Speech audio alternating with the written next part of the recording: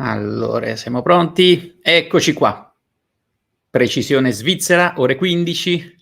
Ciao a tutti, sono Mr. Reset, Maurizio, e oggi ho improvvisato una diretta perché avevo voglia di rimettere un attimo mani al video e iniziare a fare un pochettino di attività insieme. Allora, eccoci qua, si sovrappone tutto quanto, eccoci qua, perfetto. Allora, qual è l'idea per oggi?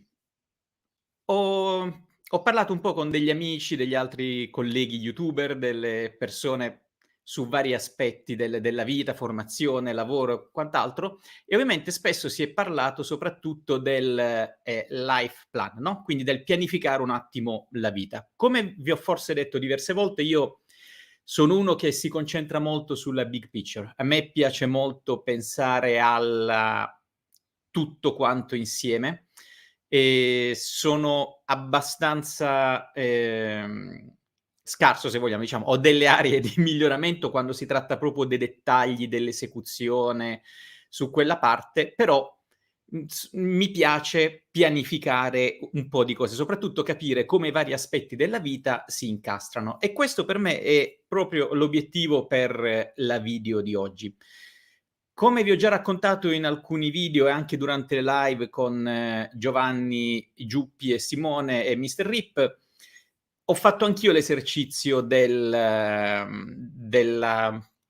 pianificare la vita, no, qual era il libro? Mamma mia, manco mi ricordo più. Comunque, del provare a fare le 3 vite alternative, del capire quali pezzi da ognuna poteva esser preso e messo in contemporanea senza aspettare e via discorrendo. Ed è stato per me un esercizio molto interessante perché mi son reso conto come mettere insieme 3 scenari diversi e capire che non devo vivere in un certo modo per fare determinate esperienze, ma che posso in qualche modo prenderle e implementarle nella mia vita anche attuale, per me è stato un punto molto interessante.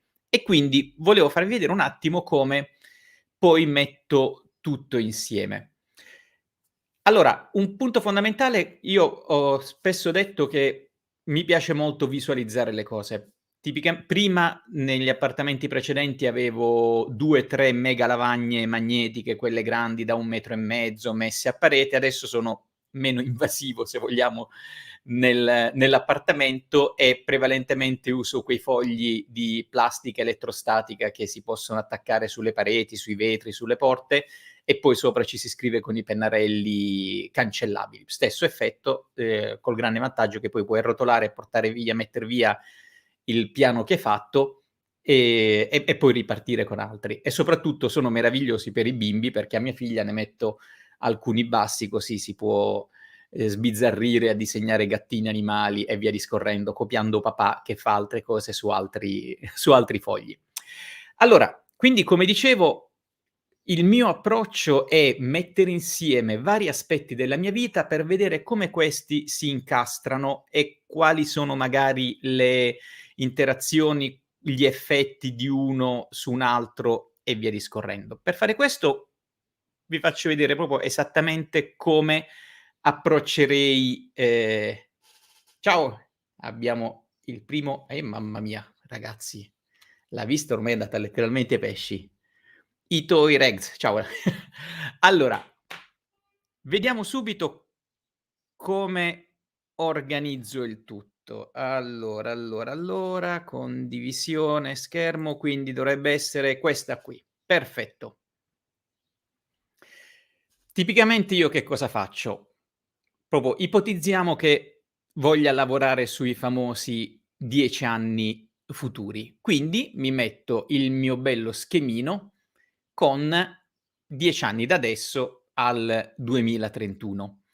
Ora, per me funziona molto, ciao Lorenzo, funziona molto, come dicevo, mettere i diversi livelli della mia vita e le diverse fasi e vedere cosa influirà su che cosa. Per esempio, la prima operazione che faccio sicuramente è considerare la mia età. Cioè io adesso ho 50 anni, siccome son nato a dicembre, per cui posso dire che l'anno intero sarà questo. e poi posso continuare a segnarmi quella che sarà, ovviamente adesso non ci preoccupiamo di grafica, ciao Simone, di grafica e tutto, insomma l'importante è che adesso capiamo il concetto. Però mi interessa capire che magari l'età potrà influenzare in un certo modo certi anni, perché sarà assolutamente fondamentale, e vi faccio anche vedere il perché. Per cui fondamentalmente quello che faccio è mettermi l'età, mo datemi qualche minuto di pazienza, sto facendo tutto quanto live, non li ho preparati prima perché è stata una giornata intensa per altre attività, quindi qua ne avrò 52, cin 54, vedete l'ottimismo del "non mi succederà niente nel frattempo" e via discorrendo. Allora, questo sono io. Poi ovviamente, un altro punto fondamentale è che ho una figlia e per esempio questo è il primo dato che voglio che voglio considerare. Ehi Simone, allora ci sei? Ah, tra l'altro se qualcuno volesse, venire in live tranquillamente mando il link, anzi fatemi vedere, dovrei averlo qui. Un attimo, vediamo come si fa. Qua, copia negli appunti, ecco. Se qualcuno volesse aggiungersi, questo è il link. Spero di non aver fatto sciocchezze. Eccoci qua. Però c'ho anche la mia bimba, no, e non avete idea, anzi sì, chi ha figli ha idea di quanto sia assolutamente importante fare lo stesso discorso rispetto a lei, perché lei adesso ha, ecco qua, facciamo così, no, facciamo così. Lei adesso ha up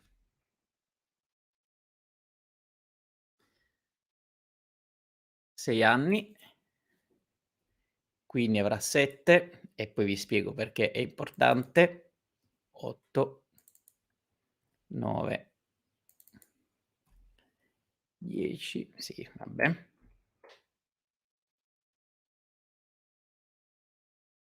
Ecco qua, entro nell'area dove so già che avrò problemi con mia figlia. Allora, eccoci qua. A un certo punto è più importante la sua età della mia, se vogliamo.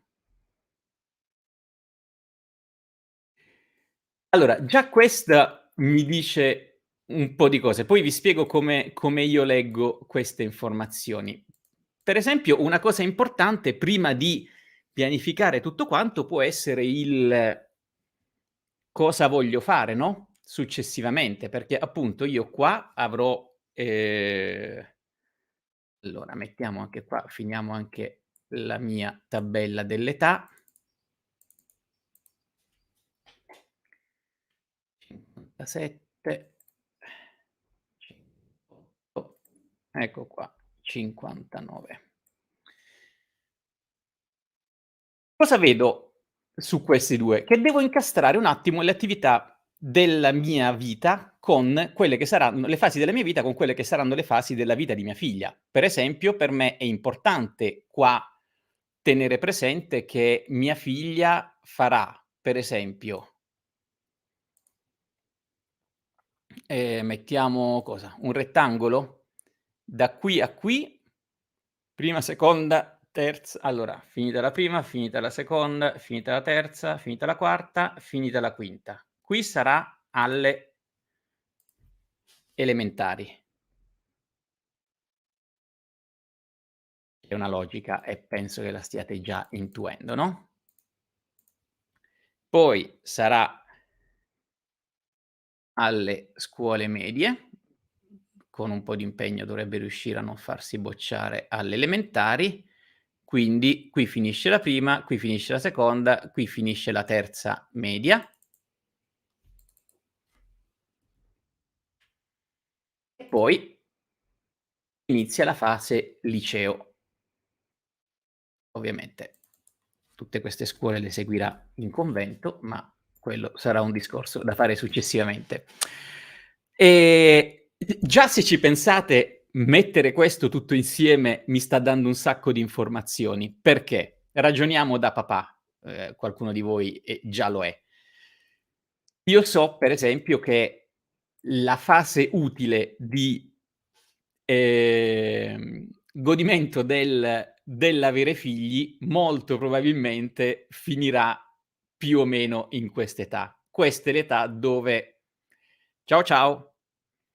Quindi diciamo che potrebbe essere interessante mettersi un reminder che più o meno da questa parte in poi potrebbe esserci un warning del tipo: "Eh sì, occhio che magari, che ne so, se vuoi fare un viaggio, se vuoi fare una super vacanza con sua figlia, se vuoi è meglio se non aspetti troppo tempo."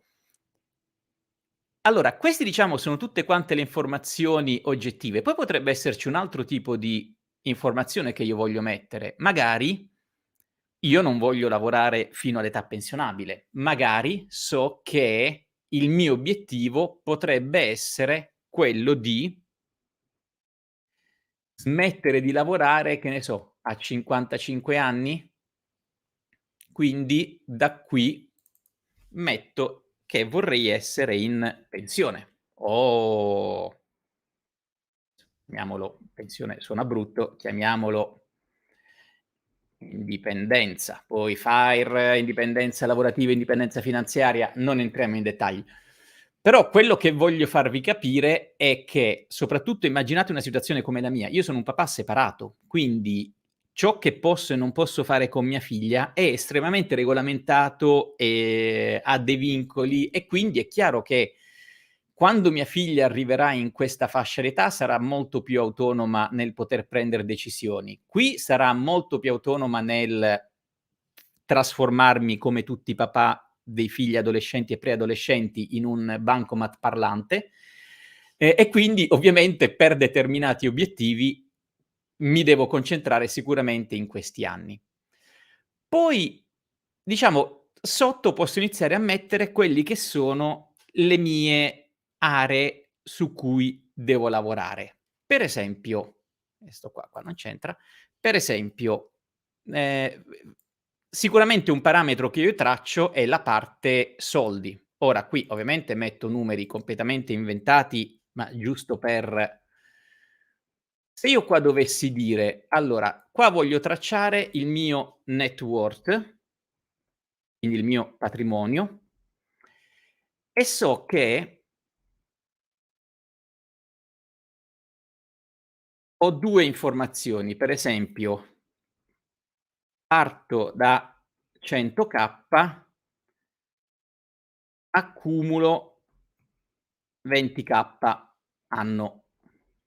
Ora di nuovo non stiamo qui parlando di approfondimenti lato finanziario, investimenti e tutto, giusto per dire, per esempio, mi faccio tutta la mia parte, finanziaria in un altro schema, vedo che io metto da parte tot, che voglio, investire con una certa percentuale, capisco che magari quei 20 sono fatti da 15 di accumulo anno più 5 di crescita. Ora non stiamo qua a parlare del compound interest e via discorrendo, ma fondamentalmente quello che stiamo dicendo è che io parto oggi a 100 e che successivamente mi troverò ad avere questo ovviamente lo teniamo come, numero per il fine anno, oppure anche per l'anno, insomma non è un problema, però fondamentalmente questo perché mi serve? Perché, mi darà idea di quelle che saranno finanziariamente le mie possibilità, negli anni, no, quindi già qua inizio a vedere come determinate scelte nel mio stile di vita, nella mia capacità di, metter da parte soldi e via discorrendo, poi avrà influenza sulle altre cose. Quindi anche qui datemi qualche secondo per veramente lo sto facendo come lo farei. Sì, poi ovviamente, se uno volesse farlo un po' più preciso per la parte numerica, avrebbe senso farlo su Excel mettendo però a me piace la parte grafica, lo potrei anche fare su quegli altri software, quelli che ti permettono di andare a mano libera, però ora datemi, diciamo, non è quello l'obiettivo, ognuno si sceglie il suo strumento. Allora, già cosa mi sta dicendo questa cosa? Che con il mio tenore di vita, con il mio programma finanziario, quando conto di essere indipendente, avrò un certo patrimonio e mia figlia avrà una certa età e io avrò una certa età, perché anche quello, no, è importante. Poi magari in mezzo a questo ho delle altre cose che ho intenzione di fare, magari a livello formazione, a livello skill, no, mi collego anche al video che aveva fatto l'altra volta, Simone Goglio a un certo punto bisogna lavorare sulle skill. Io parlo sempre del fatto che il mio canale è sul carriera, mondo corporate, finanza personale, vita all'estero. E come si incastrano queste cose? Il core della mia attività è il mondo corporate, questo mi dà uno stipendio, dei saving, e poi finanza personale vuol dire come gestisco questo flusso di cassa, come metto da parte, cosa faccio con quello che investo. Però magari ci possono essere delle fasi della vita nelle quali io decido di voler cambiare carriera, fare determinata formazione e via discorrendo. Per esempio, vi dico personalmente, io alcuni anni fa, e io sono ingegnere, alcuni anni fa ho iniziato a studiare filosofia perché avevo voglia di studiarla come seconda laurea, mi sono fermato a metà del percorso perché poi lavoro, attività di vita non mi hanno permesso di continuare, però è una cosa che tengo nel cassetto. O magari imparare bene una quarta, quinta lingua.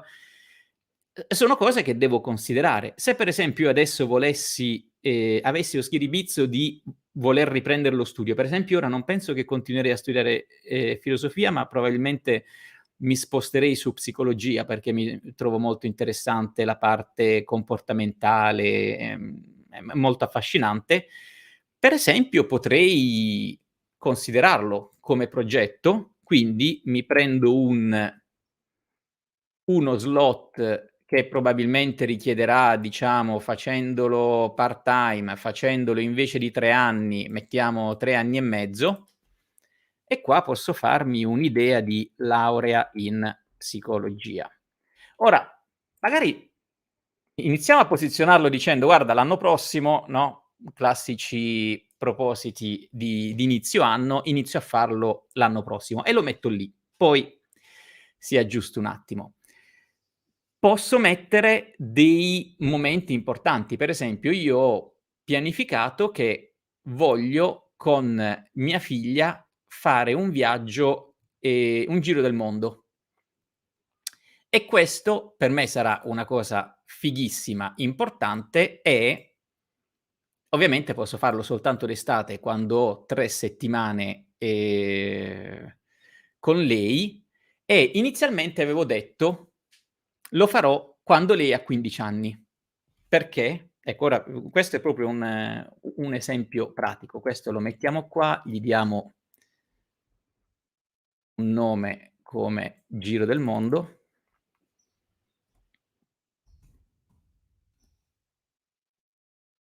E avevo detto: "Lo faccio a quando lei avrà 15 anni". Perché? Perché sarà grande, si ricorderà di tutto quanto, e quindi è un'età in cui hai assolutamente dei ricordi molto importanti che ti rimarranno per tutta la vita. E quando l'ho piazzato lì, ho iniziato a vedere un paio di cosucce. Vi ricordate? Lei avrà 15 anni, io ne avrò quasi 60.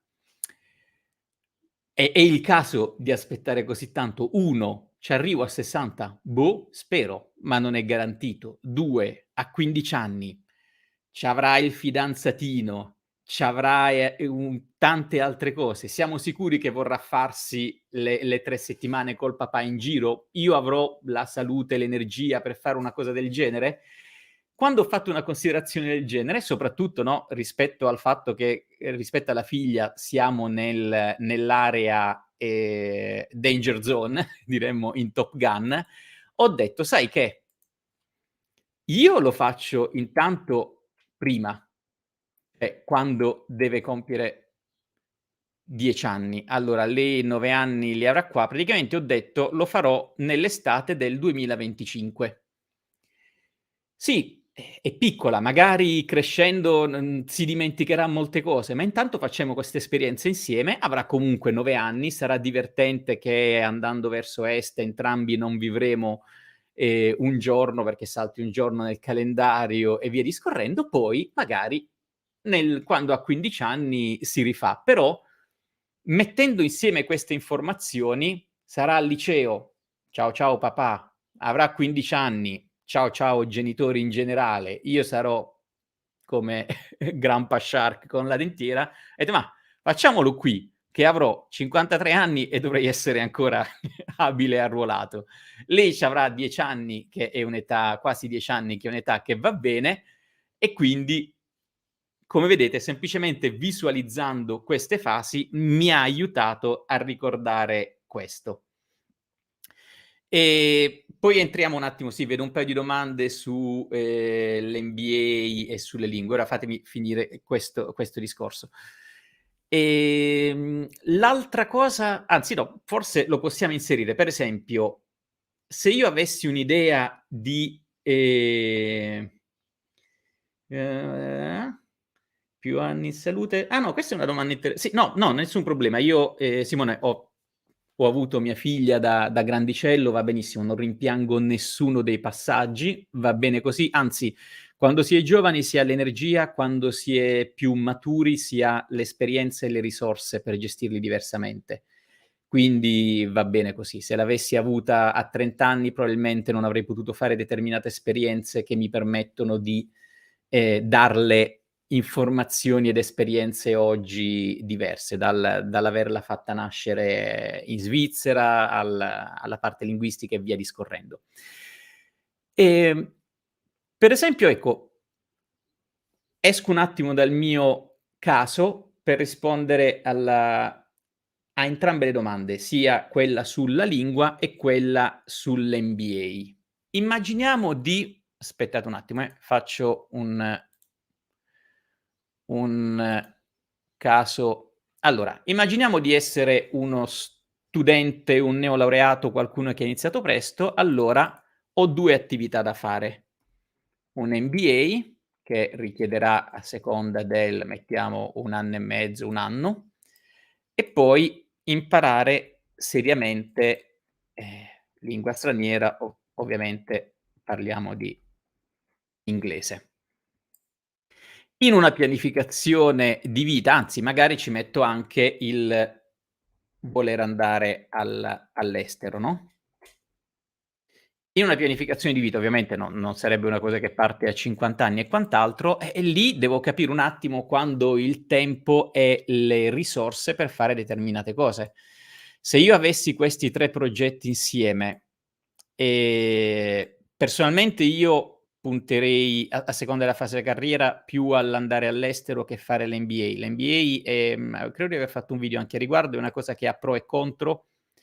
Richiede tanta energia, tanti soldi, tante risorse e non necessariamente ha il riscontro che ci si aspetta. Tutti i dati che vedete fanno riferimento a un mondo che oggi non necessariamente esiste più, ci sono tanti meccanismi diversi, però è sempre un'esperienza bellissima.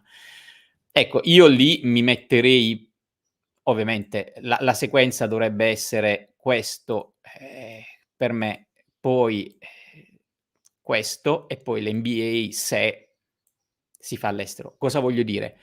Devo studiare il più possibile una lingua prima di andare all'estero, ma non bisogna cadere nella trappola del: "Ah, per imparare una lingua devi stare sul posto". Questa è un'assurdità che dice soltanto chi non ha studiato, lingue straniere, perché è una scusa che ci si costruisce: "Ah, sai, vorrei studiare inglese, ma conosco soltanto l'inglese scolastico perché non ho la possibilità di starmene 3 mesi in Irlanda". Non serve a niente andare 3 mesi in Irlanda. Ti studi, fai le lezioni online, ti vedi film in lingua originale, cioè oggi ci deve essere più un motivo per cui non conosci perfettamente l'inglese che il contrario.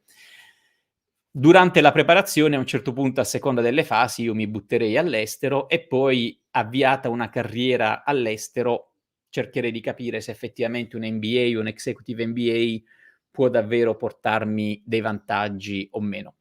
Però per tornare all'argomento della live, è importante, esatto, posizionarla in determinati momenti. Per esempio, se io fossi persona che ha iniziato da poco a lavorare e tutto, e quindi il mio net worth fosse magari più vicino a questo che a quello, ma vorrei veramente dissanguarmi per fare un MBA subito? Forse no. Forse dovrei veramente capire qual è la mia carriera, qual è il mio indirizzo, anche perché l'MBA, per esempio, è criticato da alcuni perché viene chiamato vaniglia curriculum, no? Cioè è troppo standard. Magari in alcuni casi conviene più fare un executive education verticale più su alcune aree, a meno che uno non voglia avere un'infarinatura di tutto quanto. Però, ripeto, il mondo lavorativo sta cambiando molto. Magari quei soldi preferirei o accumularli o investirli su qualcos'altro a livello di esperienza. Partire da zero per imparare una lingua, e ragazzi, andate sui siti per le lingue straniere. Ora devo recuperare qual è il nome, quello che sponsorizza anche Daily Cogito. Cioè, andate, iniziate a fare lezioni online, non perdete assolutamente tempo e soldi a fare lo studio in aula. Cioè, raga, quello è veramente un mondo che non esiste più. Vado in aula con le altre persone, serve un cazzo. In 4 ore in aula parlate sì e no 15-20 minuti, state con altre persone che parlano male come voi, pagate un botto, avete tutta la logistica del dover uscire, mettervi gli orari, vi mettete su queste piattaforme appunto come italki o altre. Cambly, esatto, sì, Simone, Cambly è quello che, anzi, mo devo dire di fare qualche affiliazione pure con Cambly. Cioè, andate e fate one to one con gente, spendete nulla, perché veramente potete fare un'ora di lezione a 5, 7, 10 dollari e hanno un valore assurdo. Parlate, fottetevene della grammatica. Se volete usare un libro di testo, consiglio sempre Assimil, che è molto concentrato sulla comunicazione, e andate e parlate. Lì acquisite l'80%. Poi, quando sei all'estero, quando inizi a lavorare con le altre persone, quando sei immerso tutta la giornata in un contesto in cui si parla inglese, lì imparerai i modi di dire, imparerai la grammatica, non come grammatica, ma come cose cacofoniche. Cioè, se qualcosa è sbagliato, non è che ti ricordi la regola di grammatica, ma ti suona proprio sbagliato. Io lavoro in inglese da ormai 15 anni e sinceramente di grammatica non mi ricordo niente, però se qualcosa è sbagliata, cioè se sei immerso, capisci che il tuo collega non lo direbbe in questo modo o l'hai sentito dire in modo diverso.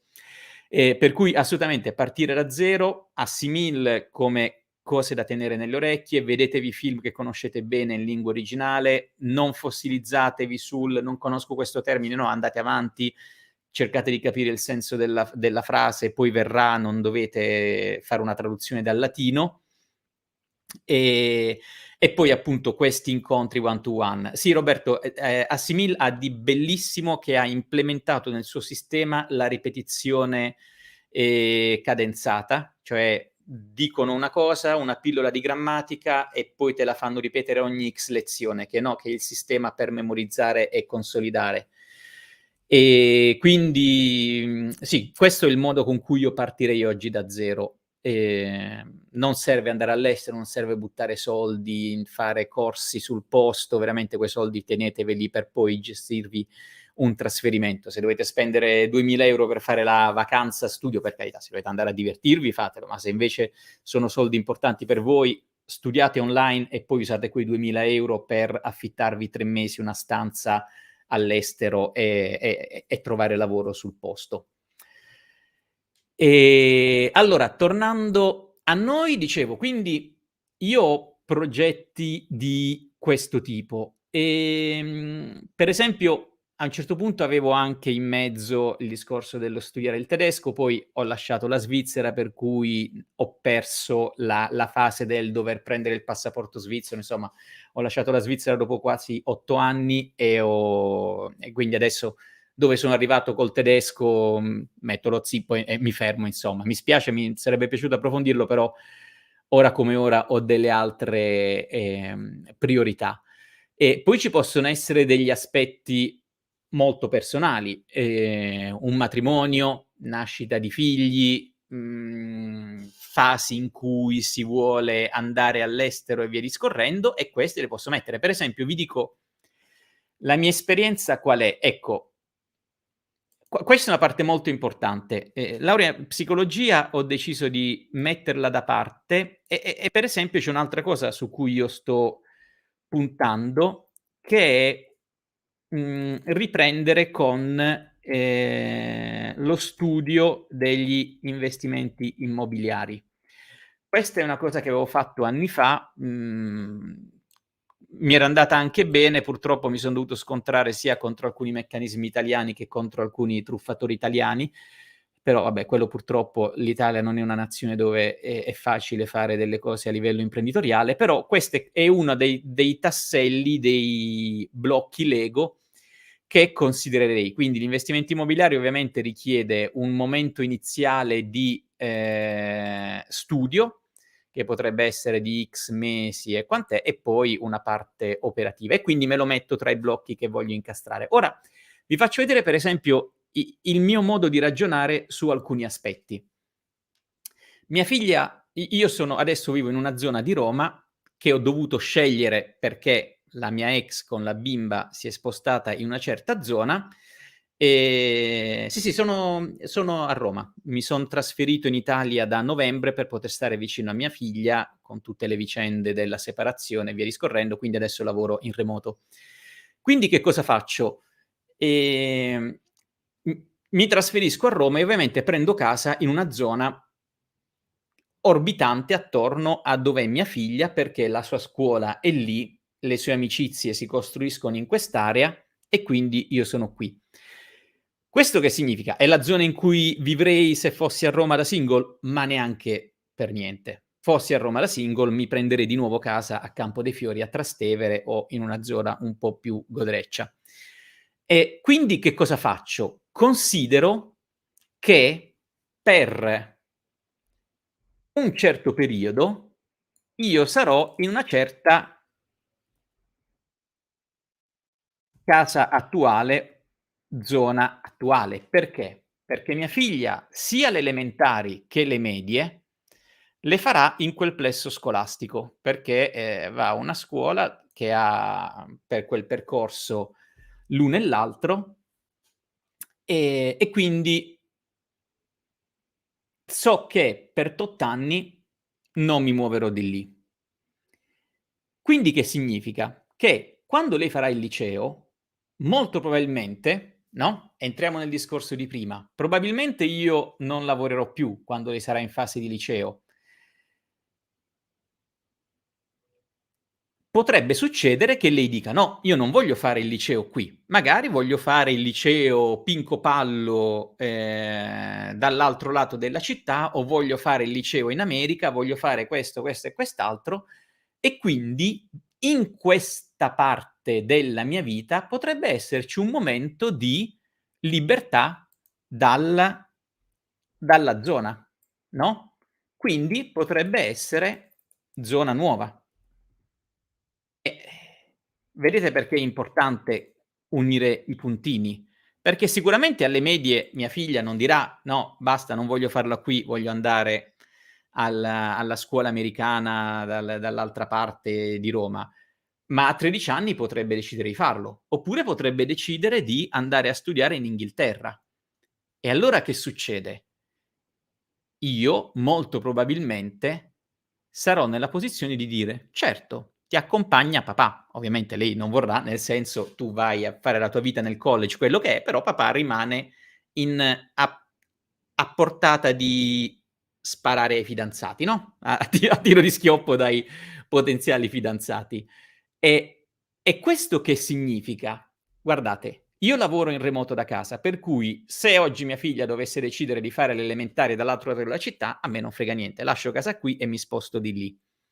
O se un domani dovessi non raggiungere l'indipendenza finanziaria, posso comunque trasferirmi in una nuova zona, in un nuovo stato, in un nuovo continente, perché mia figlia vive in perché mia figlia decide di fare il liceo, ha la possibilità, vince la borsa di studio, di fare il liceo in Australia. A me, se sto lavorando mi faccio trasferire il contratto in Australia. Se non sto lavorando, prendo le mie valigie e me ne vado in Australia a fare il papà che guardia del corpo per la bimba.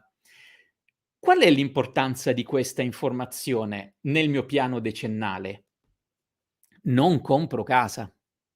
Cioè, proprio perché ho questa discontinuità, se avete visto i miei video sulla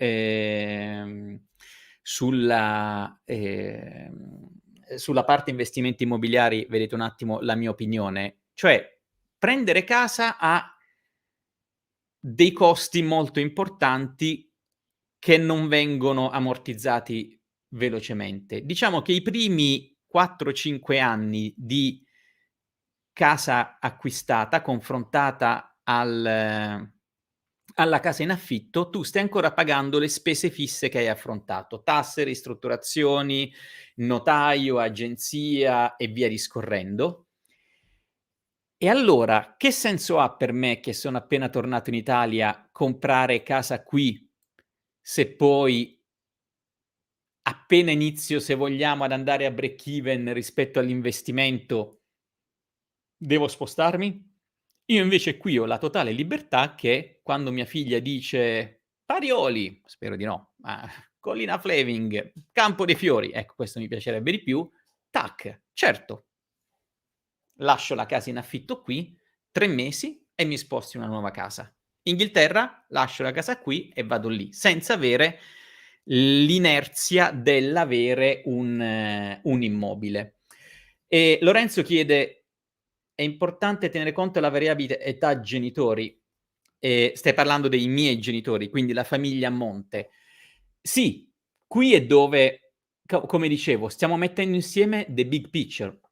Io vivo lontano dai miei genitori da 23 anni, però ovvio che questo piano, ragazzi, come dicevano chi? Churchill, Eisenhower, Napoleone, Mohammed Ali, non è che questo piano si realizzerà, ma mi aiuta a mettere insieme un po' di cose per capire quali voli pindarici possono avere un seguito, quali non hanno senso, quali vanno aggiustati. Allora, se io fossi il figlio unico che vive a casa dei genitori e i miei genitori hanno 85 anni e problemi medici e c'è bisogno di assistenza e tutto, e magari non c'è una situazione economica per poter gestire determinate esigenze, quello devo assolutamente metterlo in conto, no, magari anche lì non voglio essere brutale, ma magari metto l'età dei miei genitori sapendo che probabilmente non arriveranno a 100 anni, capire che in una certa fascia di anni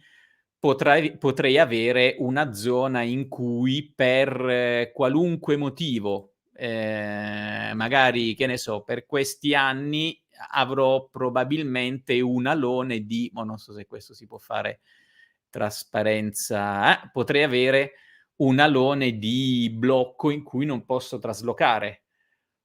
Però può anche dire, è presumibile che a X anni da adesso non avrò più, purtroppo, ma per motivi semplicemente natura, fare quella cosa.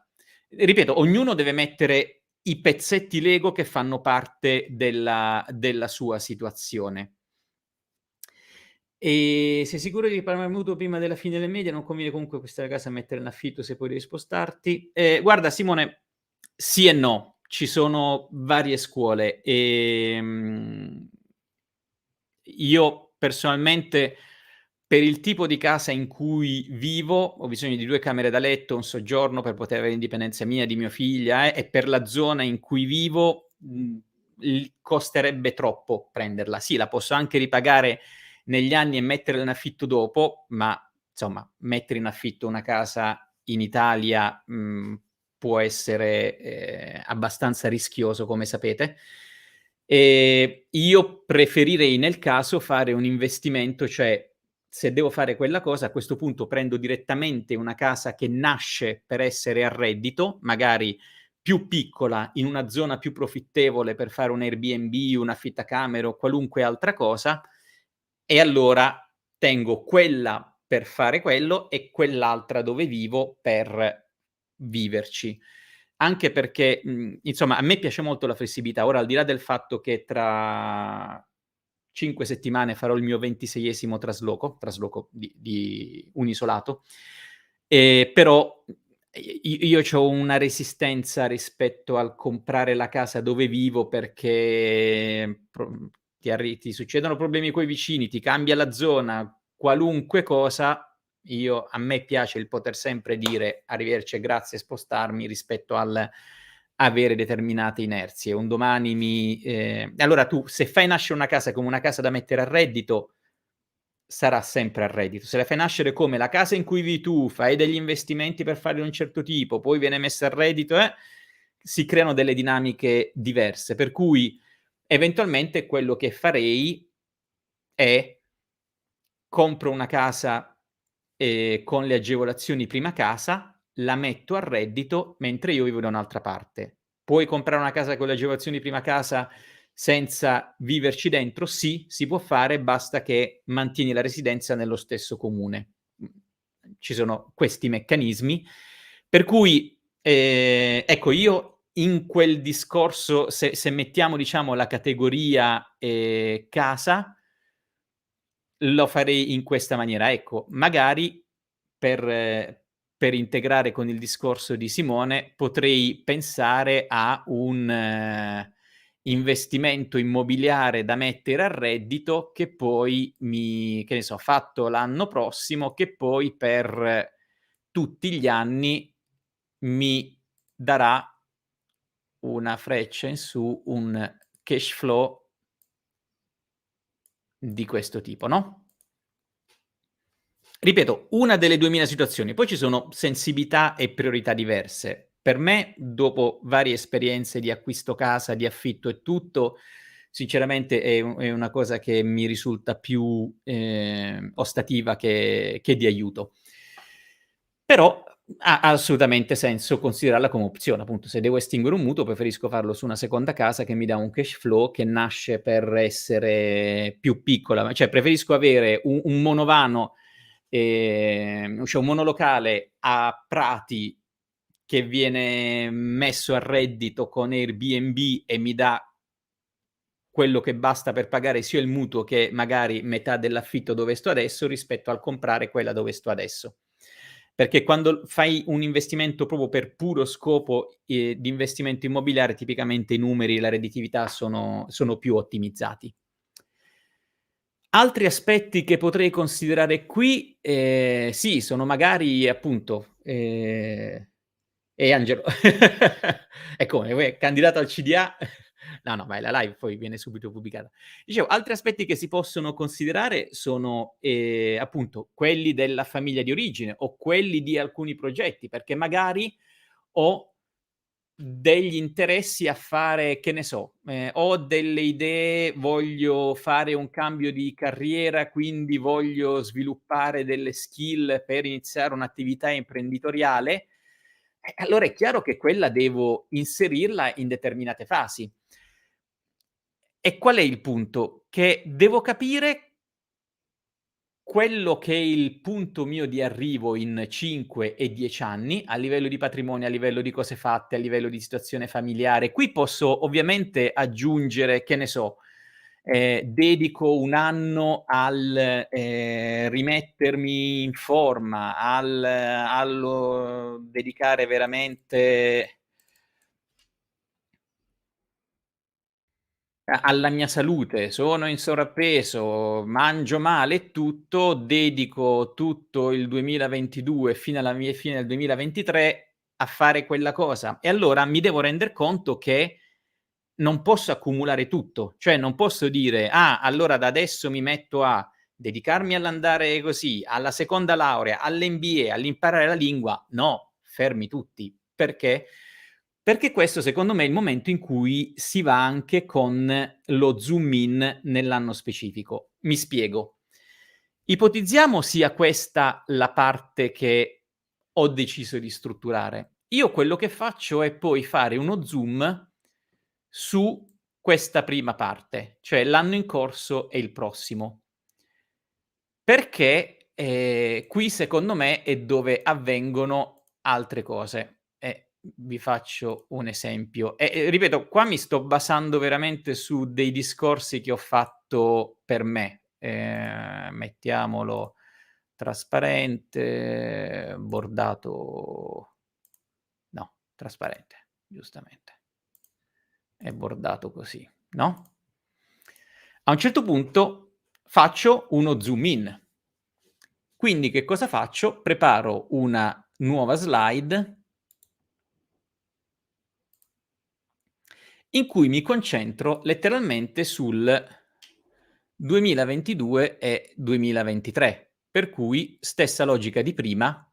Una volta capito come non intasarmi, una volta capito come non credere di poter fare troppe cose e via discorrendo, i prossimi passaggi li faccio con una logica diversa, no, questo è il scusatemi. Aspetta, mo' mi son distratto e sto facendo male. Allora, questo linea. Mettiamo una bella linea qua. Son tutte storte, quindi se c'è qualcuno di voi precisino adesso avrà un raptus.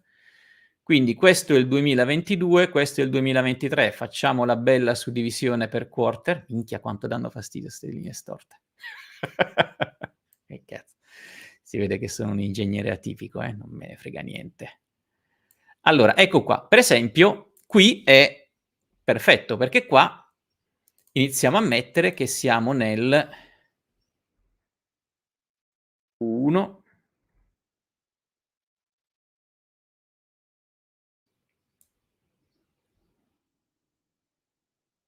ci siamo capiti, no? Poi Q1, Q2, Q3, Q4, Q1 sempre tanta pazienza col vecchio mister Reset.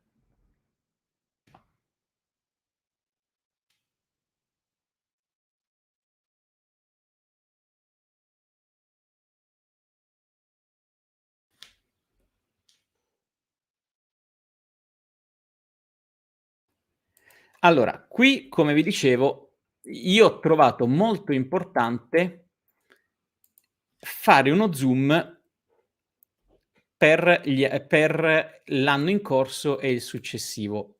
Perché? Perché a un certo punto io mi ero accorto che nella mia vita avevo deciso di studiare questo, riprendere la seconda laurea, studiare per gli investimenti immobiliari, e in mezzo avevo, ah sì? Contro sì, faccio dopo dai ragazzi. Insomma, in mezzo avevo tante altre cose e a un certo punto ho detto: "Così mi intaso, così letteralmente mi ammazzo". E allora ho detto: "No, fermi tutti", guardando la 2022, 2023.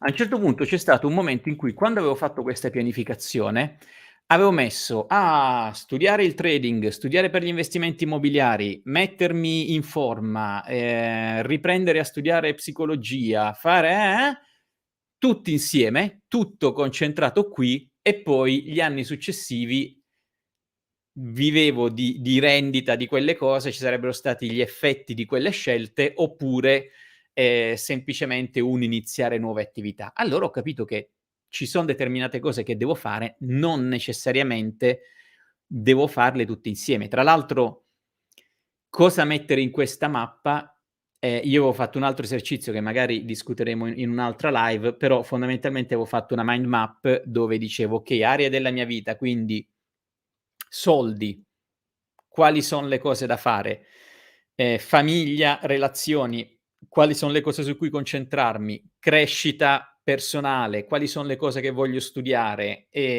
soddisfazione, quali sono le cose che voglio imparare, che ne so, suonare uno strumento, una lingua, una skill, fisico, quali son le cose che voglio o posso fare, quali sport, quali programmi di nutrizione, di allenamento seguire, avevo fatto questa mappa con 200 cose e dopo aver sbattuto un po' di settimane pensando come incastrare queste 80 cose nel mio futuro prossimo e il futuro, più futuro, A un certo punto ho detto: "No, ma togliamo minimalismo, veramente concentriamoci su poche cose che sono interessanti adesso. Poi se le altre reggono il test dell'interesse nel tempo, magari le pianificherò per gli anni più avanti." Per cui quello è anche un esercizio da fare, no, magari prima di mettere in ordine temporale, capire quali son le cose che vogliamo fare.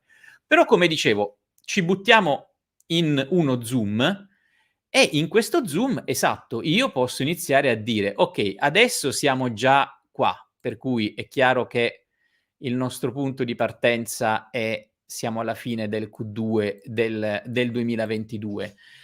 Però è qui che io posso iniziare a dire: "Okay, ma sai che, gli voglio studiare per" ecco qua, prendiamo questi esempi qui. Che ne so, se io dovessi, per esempio, voglio studiare per gli investimenti immobiliari. Che faccio? Adesso mi metto a studiare, questa è una considerazione molto, specifica che avevo fatto 1 mese e mezzo fa. Ho fatto: la settimana prossima ho l'udienza in tribunale, poi c'ho le vacanze, 3 settimane con mia figlia, poi c'ho il trasloco, poi c'ho ma perché mi devo ammazzare? Quindi io mi son trovato addirittura a fare un sotto Zoom, no, a un certo punto io avevo ecco qua, rappresentiamolo proprio così come si farebbe, anzi no, rappresentiamolo come si farebbe in un bel, grafico corporate, se vogliamo, un sotto Zoom di questo tipo in cui mettevo allora la freccia e mettevo proprio, dov'è? Ta ta ta ta ta, qua.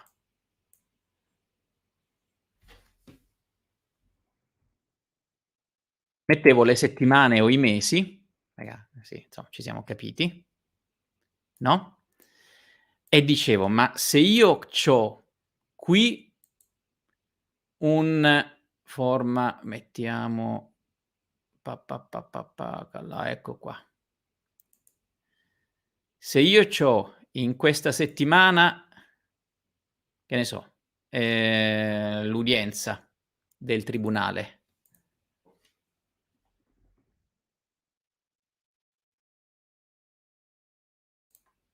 Insomma, penso che avete capito dove voglio arrivare, no, in questa settimana c'ho l'udienza del tribunale, poi qui c'ho il trasloco.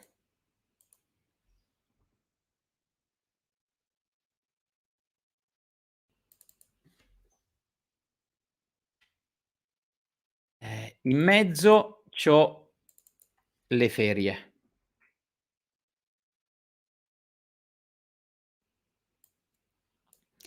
e X altre cose. Ehi, ciao Giovanni. Ovviamente se vuoi entrare in live sei benvenuto. No, dicevo, se c'ho tutte queste cose che si stanno accumulando e io sono qui, ma posso oggi iniziare per esempio un percorso di formazione per gli investimenti immobiliari che so che richiede 3, 4 mesi di testa pienamente dentro? Ovvio, no, le vai tutta quanta l'euforia, hai fatto il precorso per cui non vedi l'ora, sei tutto fremi che vuoi entrare, ma ovvio che se metto questa cosa qui e si inizierà a sovrapporsi con le altre cose, è ovvio che poi si va in burnout, sminchi tutto, fai male l'uno e l'altro e via discorrendo. Per cui dici: "Okay ragazzi, prendiamolo, lo mettiamo a dopo l'estate, poi mi piglio tutto agosto tranquillamente e poi magari a settembre chiuso questo, chiuso questo, chiuso questo, relax, vediamo se a settembre avrò comunque la voglia, l'intenzione, se son cambiate delle condizioni al contorno, magari è uscita la sentenza e mi ha stravolto a livello di orari, finanziario e tutto quanto, e decido se." Quindi proprio l'importanza per me di metter tutto quanto insieme nasce proprio dall'evitare di intasarmi, di sovrapporre le cose e quindi di rischiare di essere poco efficiente nei vari passaggi. Per cui La big picture è questa, e il dove distribuire le energie è una, se vogliamo, una prima bozza di mettere priorità è questo, soprattutto nel breve periodo, perché se poi ti fai questo piano bello e hai incastrato le cose, hai capito le varie fasi e tutto, parti male e ti bruci. Ti si accavalla tutto, perdi l'interesse, energia, e tutto quanto. Per cui questo è veramente il mio modo operativo di. Poi magari uno fa anche una pianificazione del genere per tutti quanti i sottogruppi, no? Però per me, ed era fondamentalmente l'obiettivo della live di oggi, era esattamente questo: capire che ci sono vari aspetti della vita propria e di chi è a noi collegato che vanno considerati. Per esempio, magari ho un lavoro che mi permette di andare in prepensionamento, oppure la mia azienda potrebbe fare una ristrutturazione, o potrei chiedere un pacchetto quando c'ho una certa età. È ovvio che inizio a fare tutti ragionamenti di un certo tipo. Questo, vi ripeto, io lo ho applicato spesso, poi, cioè, non è che lo faccio oggi e per 10 anni, no, stick to the plan, magari, per fortuna la vita non è così noiosa. C'era, credo, non so se sia un proverbio arabo o qualcosa, no, che dice: se vuoi far ridere Dio, raccontagli i tuoi piani, no? Ora, al di là della parte dell'aspetto religioso e tutto, però era divertente proprio il concetto. Planning, sì, esatto, sì, quella non è una massima mia. Planning is everything, plans are nothing. Quella è di Churchill, o chiunque, Roosevelt, chiunque sia. Mr. Rip mi aveva anche cazziato perché avevo fatto la citazione sbagliata. Per cui, ripeto, questo per me è importante. Per esempio, e mi collego anche a una bella chiacchierata che avevo fatto con Simone Goglio, no? È proprio quando lui parlava dell'imparare una skill, è esattamente quello. Cioè, se io oggi, per esempio, sono in una traiettoria di carriera che mi permette di mettere 0 da parte perché o spendo tanto o guadagno poco, e invece voglio entrare in un'altra tipologia di carriera o cambiare il mio lifestyle, è chiaro che devo capire quando lo faccio e da quando inizierò ad avere degli effetti. Se io oggi conduco una vita che mi permette di mettere da parte soltanto 2.000 € l'anno, non sto giudicando, ma ipotizziamo sia quello, quando vedo che su 10 anni, tra 10 anni ci avrò 10 anni in più, basic arithmetic, e in banca ci avrò 4 noccioline, magari inizio a capire che, oh, cribbio, forse devo fare qualcosa. Forse devo iniziare a lavorare su quali sono le skill, le attività o lo stile di vita che devo modificare per permettermi di arrivare tra X tempo in una situazione lavorativa, residenziale, di salute diversa. Diciamo, questo per me era il messaggio principale. Non voglio iniziare ora a ripetere le stesse cose, però a me aiuta molto. Mi aiuta molto. Per me, per esempio, questa è la fase fondamentale, cioè per come è la mia vita adesso, la componente figlia è assolutamente determinante, cioè è veramente totale l'impatto nella mia vita del in quale fase, in quale età, in quale momento scolastico si trova mia figlia. E questo vi assicuro che mi ha fatto riadattare alcune cose. Vi faccio un esempio proprio molto personale. L'anno scorso, 2021, ero in Svizzera, figlia in Italia, situazione molto complicata. A un certo punto ho dovuto fare una scelta di tornare molto velocemente in Italia,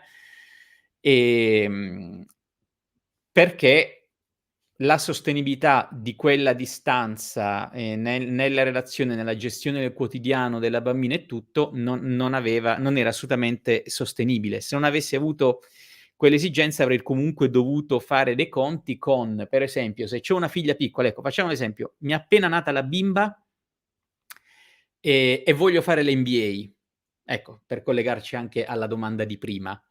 Io ho parlato con molte persone che hanno fatto un MBA, un Executive MBA.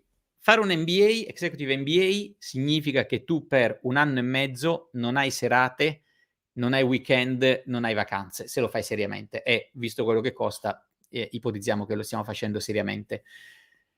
Voglio veramente mettere questo impegno quando ho una bimba piccola? Cioè voglio perdermi tutti i momenti di una bimba che cresce per fare un MBA? O una relazione o una qualunque altra situazione? Ecco, queste sono veramente le cose che bisogna considerare quando si fanno certe scelte. L'MBA uno dice: "Ah vabbè vado, devo mettere 70.000 €, faccio questo", e uno pensa a superare l'ostacolo, no, magari del funding dell'MBA o dell'Executive MBA. No, la parte dopo è proprio la più importante, cioè l'anno e mezzo successivo in cui non hai vita privata, non hai momenti liberi, 2 weekend, al mese sarai nella business school e gli altri weekend, come tutte le sere, starai a studiare. Io ho colleghi che li vedevo, stavano fino alle 11 in ufficio, fino alle 7 magari lavoravano e dalle 7 alle 11 studiavano per l'MBA perché non potevano tornare a casa, perché se no non avrebbero avuto la concentrazione e tutto quanto. Vita di merda, no, cioè vita non facile con la quale ci si deve confrontare proprio in rapporto a quella a quel mettere priorità di cui parlavamo prima. Quindi, diciamo, questo è il mio modo di visualizzare le cose. In particolare, per esempio, come diciamo, la parte carriera finanza, se vedo che non è questo il numero a cui voglio essere a 60 anni, devo cambiare qualcosa e quindi devo capire in quale parte concentrarmi, su quale parte lavorare e magari a che cosa rinunciare, perché se mi rendo conto che sto guadagnando poco perché in Italia la mia carriera è riconosciuta poco, allora voglio un lavoro in remoto però fatto in inglese, magari smetto di studiare ukulele e mi metto a studiare, inglese o altre forme del genere. Insomma, penso sia chiara la casistica. Va bene, abbiamo appena passato l'ora di live. Grazie per la pazienza alle 7, 8, 9 persone che ci seguono. Se non ci sono altre domande terminerei qui. Eventualmente mettete nei commenti, domande se volete approfondire, se vogliamo fare qualche altro pratico. Questo diciamo che, tolti i numeri, è molto vicino a quella che è la mia situazione reale, inclusa la parte di, prendermi cura del mio stato di salute, rimettermi in forma e allenarmi. Quindi grazie mille, probabilmente butterò qualche altra live improvvisata nei prossimi giorni e ci sentiamo prestissimo allora. Grazie a tutti. Ciao.